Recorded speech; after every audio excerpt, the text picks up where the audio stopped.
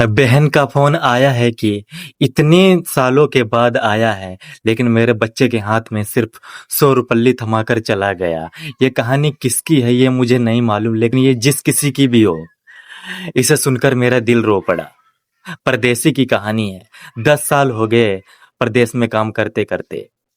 पहला साल कर्जा उतारने में चला गया, दूसरा तीसरा साल बहन की शादी की भेंट में चढ़ गया, चौथा साल जब आने की सोचा पापा की तबीयत खराब हो गई। यहाँ तक कि पापा जी चल बसे फिर भी ना आ सका।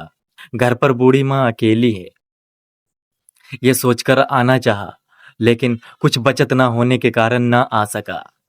माँ का फोन आया। माँ और बहन ने कहा, तू सिर्फ घर आ जा, हमें कुछ नहीं चाहिए।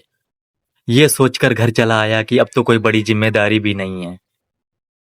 बड़ी बहन के घर गया तो भांजे के हाथ में सिर्फ 100 रुपए थमाकर चला आया, लेकिन जब छोटी बहन के यहाँ गया तो मेरे पास कुछ नहीं था। सोचा कि ये तो बहन पास में ही है, कुछ नहीं कहेगी, तो बच्चों के हाथ में कुछ ना दे सका और वहां से चला आया। घर आया, माँ बोली, तेरी बहन का फोन आया था। एक बहन बोली कि इतने सालों के बाद आया है, लेकिन मेरे बच्चे के हाथ में सिर्फ 100 रुपल्ली थमाकर चला गया। दूसरी बहन बोली कि इतने दिनों के बाद आया, लेकिन मेरे बच्चों के हाथ में 10 रुपल्ली तक भी नहीं रखी। ये सोचकर मेरा दिल रो पड़ा और ये सुनने के लिए बहुत बड़ा कलेजा चाहिए।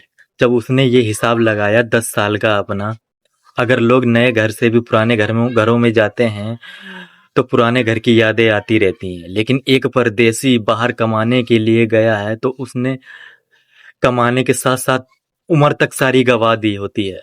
लेकिन जब वो घर के लिए आता है तो लोग कहते हैं, तुमने हमारे लिए किया ही क्या है। वो ना किसी की शादी में जा पाता है, ना किसी के बर्थडे पार्टी में, वो कहीं भी नहीं जा सकता है, सिर्फ पैसे कमाने के चक्कर में अपनों को थोड़ा आराम दे सके, इसीलिए वो बाहर रात दिन कमाता है, अपनी उम्र सारी गुजार देता है। लेकिन जब वो घर में आता है तो लोग उसे कहते हैं, तुमने किया ही क्या है हमारे लिए। भगवान की कसम, अगर तुम्हें सच में पता लग जाए कि परदेसी ने बाहर रहकर क्या किया है तो तुम अपनी जबान कटवा लोगे, लेकिन उसके बारे में एक शब्द नहीं बोलोगे।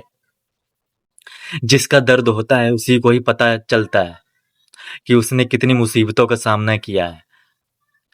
अपना घर बार, अपना परिवार, सब कुछ अपनों की खातिर उसने छोड़ा है, लेकिन जब वो घर आता है तब लोग कहते हैं, तुमने किया ही क्या है हमारे लिए। एक परदेसी का दर्द सिर्फ परदेसी ही जानता है।